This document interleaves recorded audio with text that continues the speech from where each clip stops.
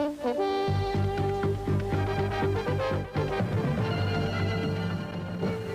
is Action News with Dennis Roper. Weather with Jim Menard. Sports with Rick Schwartz. And the Action News team. Good day. Leading Action News this Tuesday, astronauts Jack Lalsma and Gordon Fullerton are beginning a day of tests and experiments aboard the Space Shuttle Columbia. They were awakened this morning by Mission Control playing Willie Nelson's hit song, On the Road Again. This second day in orbit consists of a busy schedule for the crew. The remote arm is the day's major test on board the Columbia. After it's powered up, it'll lock on to an 800-pound experiment package, an example of its ability to grip an object. For this entire day, the Columbia will fly tail to the sun, the start of its major flight goal, thermal testing. Just what effect does the 200-degree heat of the sun and the minus 200-degree cold on the dark side have on the cooling, hydraulic, and other critical systems? And two scientific experiments, electrophoresis using an electrical field to purify kidney cells, a process limited by gravity here on Earth. This could produce almost totally pure biological materials, a significant medical advance. And a miniature reactor should produce latex spheres far more uniform in size than can be made here on Earth, again using the unique properties of zero gravity. And some of these tests we'll be able to see on TV after they take place. The third flight of the Columbia, a complete success so far. Jules Bergman, ABC News, at the Johnson Space Center, Houston.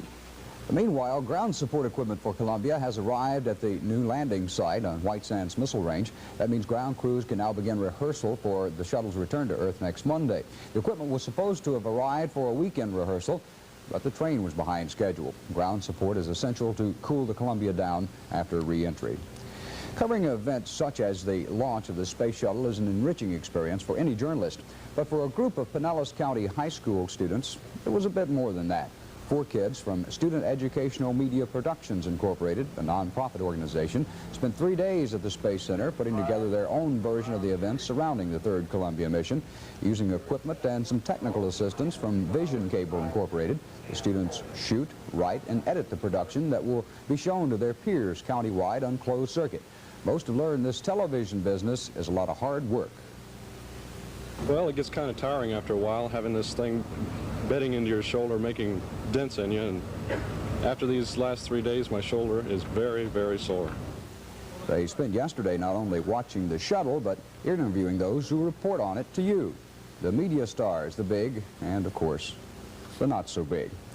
Seriously, the SMP program is a learning tool, one that doesn't really teach these kids how to report necessarily, but more about what goes on behind and in front of the cameras, rather than having to get it all from in front of that 21-inch screen. The city of Tampa and Hillsborough County are a step closer to resolving an ongoing power struggle over control of library services. The issue was sparked last summer when children's sex education books were moved to the adult reference sections in the Tampa libraries. City, county, and library officials met this morning to consider forming a new library board to deal with such matters. The board would be comprised of 6 Tampa residents and county representatives. It would remedy the situation because it would give the library governing board, as we have termed it in our proposed document, the authority to make all decisions relative to policy for the operation of the library system. It would still retain the ultimate fiscal control and personnel and property control in the hands of the 2 governments.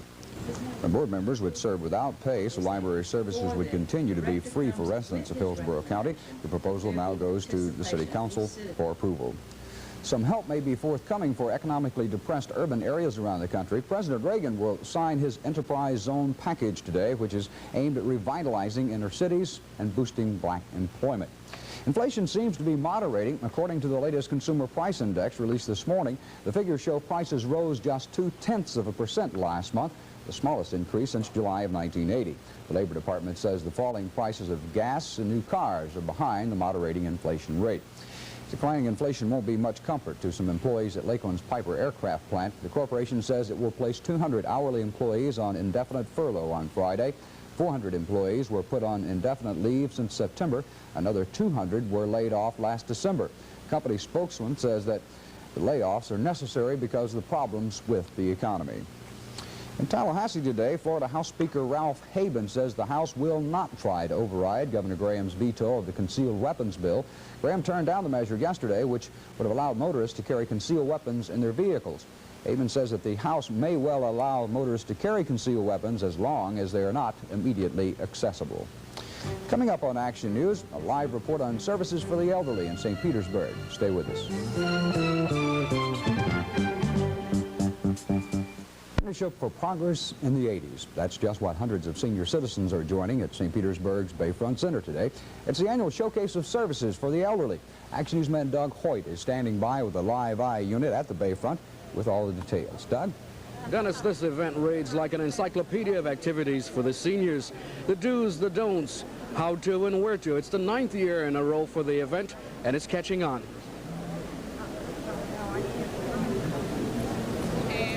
Dot Holwinski, the showcase of services, is a savior.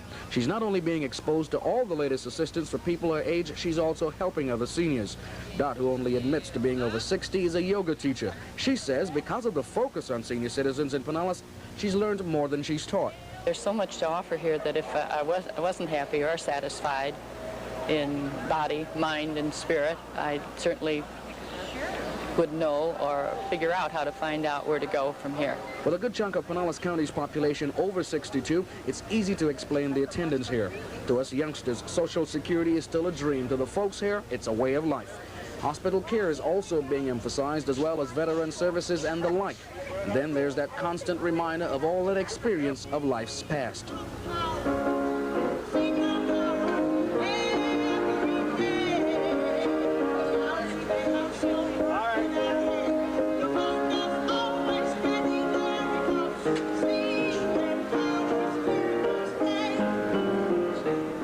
The event continues until 5 o'clock this afternoon, and you haven't got to be a senior citizen to attend. It's at the Bayfront Center. This is Doug Hoyte with an Action News Live Eye report from the Bayfront. Thank you, Doug.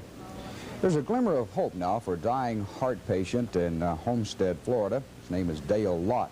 Lott says a newly developed artificial heart is his only hope. The University of Utah and the FDA have been saying that Lott can't have the transplant. But now they're getting pressure, apparently from the White House, to give Lott a chance. Yesterday, artificial heart surgeon William Davries met in Florida with Lott and his doctors. Well, some people haven't been getting a fair shake from health clubs. The Federal Trade Commission has gotten thousands of complaints, usually from people who've lost money on long-term or life-term contracts. Action News consumer reporter Jay Gross says, if you're thinking of joining, be careful. So you want to get in shape and think a health club might be the answer. Well, you're by no means alone, and the health clubs know it.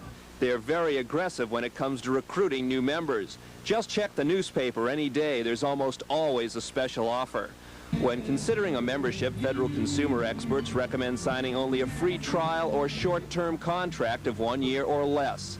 Then wait and see how much you use it.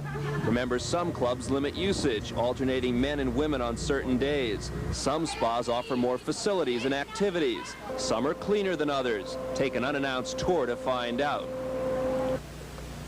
Another suggestion in selecting the right club is to visit and try out the equipment at the same time of day you would plan to use the facilities.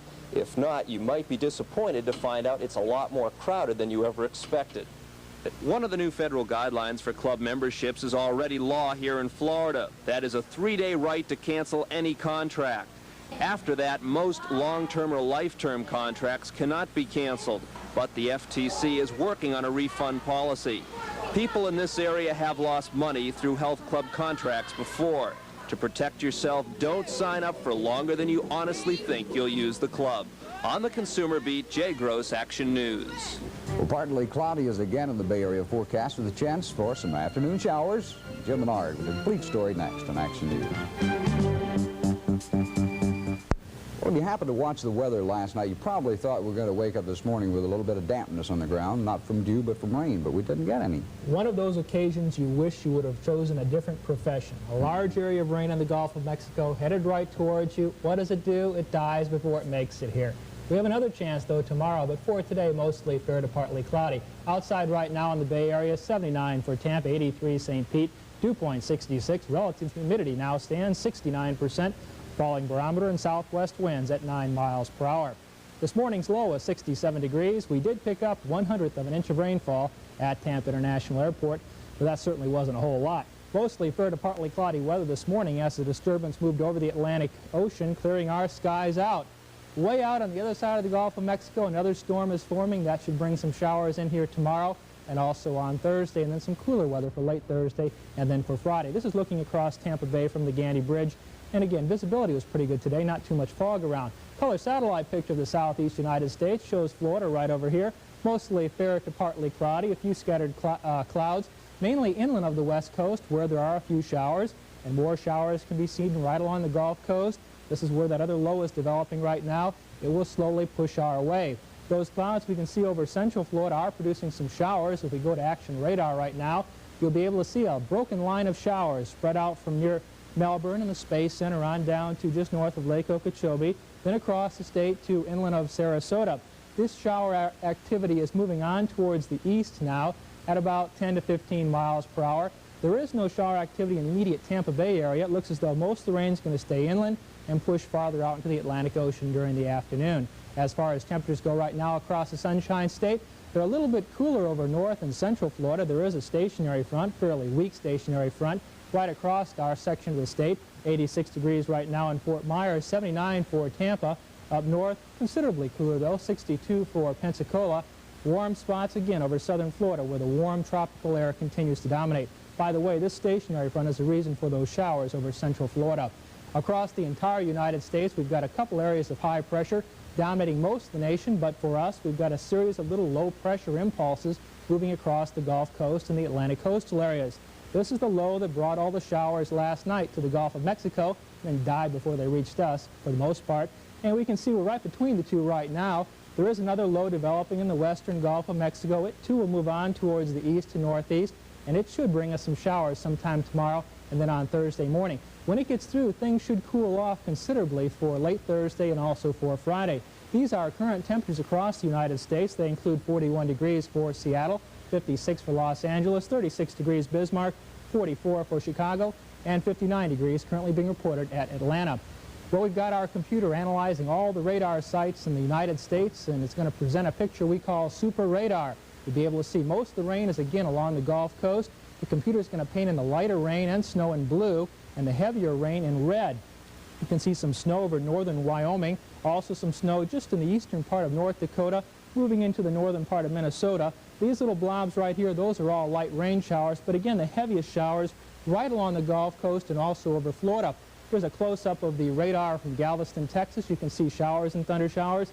This is the development of that storm, which should be here sometime tomorrow. The Bay Area marine weather looks like this. Variable to northerly winds today at about 10 knots. These will be 3 feet or less. Gulf water temperature is now up to 74 degrees. The tide situation for the remainder of today, sunset will occur at 6:43.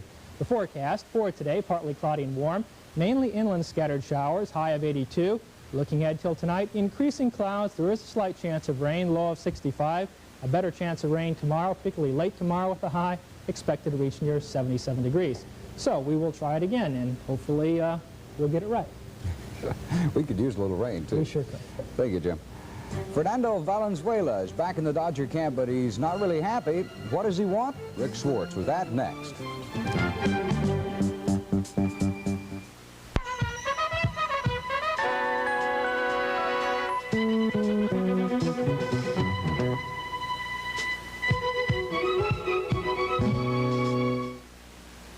Thinking remote control is out of your reach? That has not been very good to one guy. Well, I think it's been pretty good to him. Can you imagine all the cameras and reporters over there in Vero Beach today for the second premiere of Fernando? It's going to be more than a space shuttle. Unbelievable. Hey, and come on, a lot of you are parents out there. Now, after you've tried to reason with your kid and that's failed, what do? Right, you threaten him. Well, that's just what the Dodgers did. They told their Cy Young Award winner he had until today to report to camp or face suspension. That did it. Fernando is on his way to Vero Beach today, but he says he is not happy. He will take the $350,000 the Dodgers are offering, but still says he deserves more, lots more. And he says next year he will go to arbitration when he is eligible. Now, it's still not a bad deal. Last year, as a rookie, Fernando made $42,500. Hey, I thought maybe one of the football owners will take pity on poor Fernando and make up the difference. Did you see the new television contract the NFL signed with the 3 major networks? It's a 5-year deal for $2 billion. That's billion. or $14 million a year for each club. Now you know why the players huddling in Albuquerque about the contract negotiations are talking about revenue sharing. I wouldn't mind sharing in $2 billion myself, and that's not counting the live gate. Now, last night, the NIT semifinals, the Oklahoma Sooners played giveaway. Early in the game, Bradley's Willie Scott gets the pass after the steal for the easy bucket. But the Sooners fought back behind Charlie Barnett. Barnett had 23 in the first half, and the Sooners trailed by 1. Start of the second half, though, saw the Sooners revert back to the fumble fingers. That kept turning the ball over, and the Braves kept saying thank you and converting the easy buckets right there. At one point, they led by 22 and coasted in 84-68, Bradley over Oklahoma. Now, Purdue wasn't so lucky. They had to scratch and claw to beat Georgia in the other semifinal. Dominique Wilkins out. Georgia hung in there behind Eric Marbury. Late in the game, Purdue's Keith Edmondson hits the three-pointer, and the Boilermakers lead 59-58. They got the ball back, but a bad pass gave Georgia another chance, and they made 2 free throws and took back the lead. Now, seconds left. Russell Cross hits for Purdue right inside. They lead 61-60. One last chance for the Bulldogs. Coming up right here. Here it goes, but they can't get the shot off, and Purdue faces Bradley in the finals Wednesday night at Madison Square Garden. Now, unfortunately, the NIT is looked upon as a second-class tournament because of the NCAA championships going on at the same time. Saturday semis have Georgetown meeting Louisville and North Carolina facing Houston. And remember, you heard it here first. I'm picking North Carolina to finally win one for Dean Smith. I'm also picking middleweight champ Marvin Hagler to defend his crown against former welterweight king Thomas Hearns. I'll ask K-Man Lee there about Hagler. The two go at it in May in Nevada, and Hagler can't wait. I guess the public will be watching my division that much more closer, and behind it, the money aspect, this will probably be the biggest purse that a middleweight fighter has ever made. And all these things like this here kind of make me feel real happy about it. Now, both guys make a couple of million. Hearns' last $1 million fight, you'll remember, was this whipping by Sugar Ray Leonard. Now he faces a southpaw. He knows the danger. He's a left-handed fighter, and a left-handed fighter, you have to take your time, be alert at all times, and try to outbox him. Try to outbox him. I don't think Thomas, he's a great fighter, obviously, but I don't think he's going to be able to take Marvin. I really don't believe that either. Flying across the country is no big deal today unless your airplane weighs a mere 250 pounds. I'll have that story next in Action News. That's under the... Of course, most of our attention yesterday was on the launch of the Space Shuttle. But further down Florida's east coast, another special flight was being put in motion. Maury Elder reports for Action News. Miami Coast Guard, this is Aircraft Eagle. This morning they gathered with their ultralight aircraft, a cut above hang gliders, a big cut below airplanes, to prove something, as Miami anesthesiologist Dr. Tony Kirkpatrick explained. Yes. What are you guys going to try to do today? Break a world's record. By doing what? Flying from here to Bimini. That's from the Palm Bay Club to Bimini. About how many miles? That's a little over 50 miles as the crow flies. Are you a little nervous? Absolutely. I think you're a fool not to be. This is a very serious thing. We're going right down the middle of the Devil's Triangle. That is right over the Gulf Stream. And it's a place where you cannot afford to ditch it. Ditch it? I remember my own ultralight experience a couple of years ago. I ditched it before it even got off the ground. Now that you've got the basics, you're ready to go flying. Where? Pictures still don't lie. Truth is, I chickened out. But today, Kirkpatrick, the doctor, is committed. So too David Lee, who sells these alloy and fabric eagles. Don Pierce, who works for a department store in Omaha. And Richard Smith, an air conditioning contractor from Vero Beach. 155 pounds of aircraft, 7.5 gallons of gas to get them there, with experienced powerboat racers Paul Clausen and Errol Lanier, just in case. It's 7:35. Time to go for it.